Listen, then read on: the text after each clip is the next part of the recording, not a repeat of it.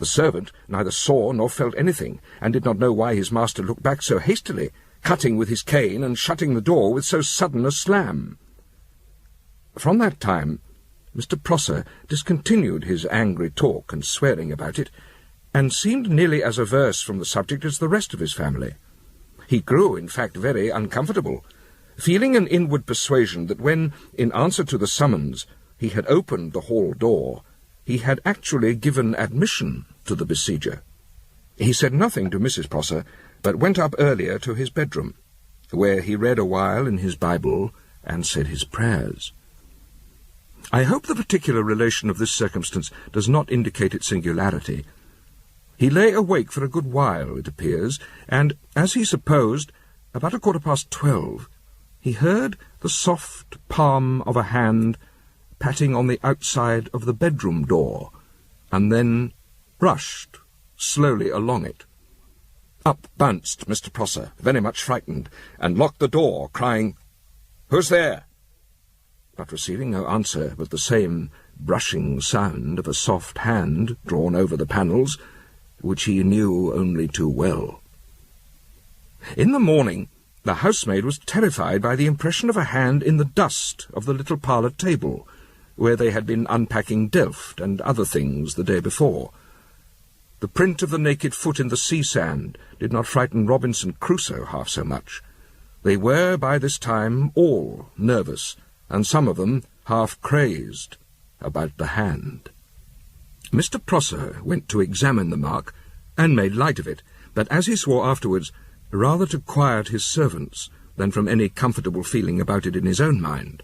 However, he had them all, one by one, into the room, and made each place his or her hand, palm downward on the same table, thus taking a similar impression from every person in the house, including himself and his wife. And his affidavit deposed that the formation of the hand so impressed differed altogether from those of the living inhabitants of the house, and corresponded with that of the hand seen by Mrs. Prosser and by the cook. Whoever or whatever the owner of that hand might be, they all felt this subtle demonstration to mean that it was declared he was no longer out of doors, but had established himself in the house. And now Mrs. Prosser began to be troubled with strange and horrible dreams, and really very appalling nightmares. But one night, as Mr. Prosser closed his bedchamber door, he was struck somewhat by the utter silence of the room, there being no sound of breathing, which seemed unaccountable to him, as he knew his wife was in bed, and his ears were particularly sharp. There was a candle burning on a small table at the foot of the bed, besides the one he held in one hand, a heavy ledger connected with his father-in-law's business being under his arm.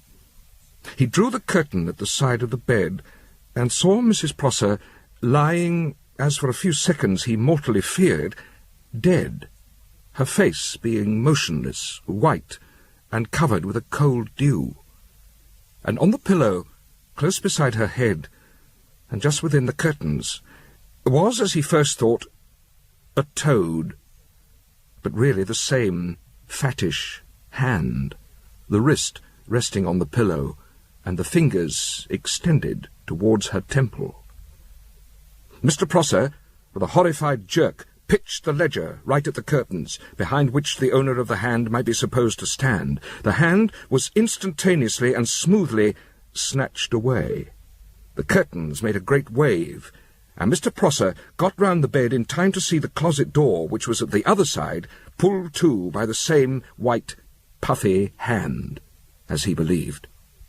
He drew the door open with a fling and stared in, but the closet was empty, except for the clothes hanging from the pegs on the wall and the dressing-table and looking-glass facing the windows. He shut it sharply and locked it, and felt for a minute, he says, as if he were like to lose his wits. Then, ringing at the bell, he brought the servants, and with much ado they recovered Mrs. Prosser from a sort of trance, in which he says, from her looks, she seemed to have suffered the pains of death. But the occurrence which seems to have determined the crisis was the strange sickness of their eldest child, a little boy between 2 and 3 years. He lay awake, seemingly in paroxysms of terror, and the doctors who were called in set down the symptoms to incipient water on the brain. Mrs. Prosser used to sit up with the nurse by the nursery fire, much troubled in mind about the condition of her child. His bed was placed sideways along the wall with its head against the door of a cupboard, which, however, did not shut quite close. There was a little valance, about a foot deep, around the top of the child's bed, and this descended within some 10 or 12 inches of the pillow on which it lay. They observed that the little creature was quieter whenever they took it up and held it on their laps. They had just replaced him, as he seemed to have grown quite sleepy and tranquil, but he was not 5 minutes in his bed when he began to scream in one of his frenzies of terror. At the same moment, the nurse, for the first time, detected, and Mrs. Prosser equally plainly saw, following the direction of her eyes, the real cause of the child's sufferings. Protruding through the aperture of the cupboard, and shrouded in the shade of the valance, they plainly saw the white, fat hand, palm downwards, presented towards the head of the child. The mother uttered a scream and snatched the child from its little bed, and she and the nurse ran down to the ladies' sleeping room where Mr. Prosser was in bed, shutting the door as they entered.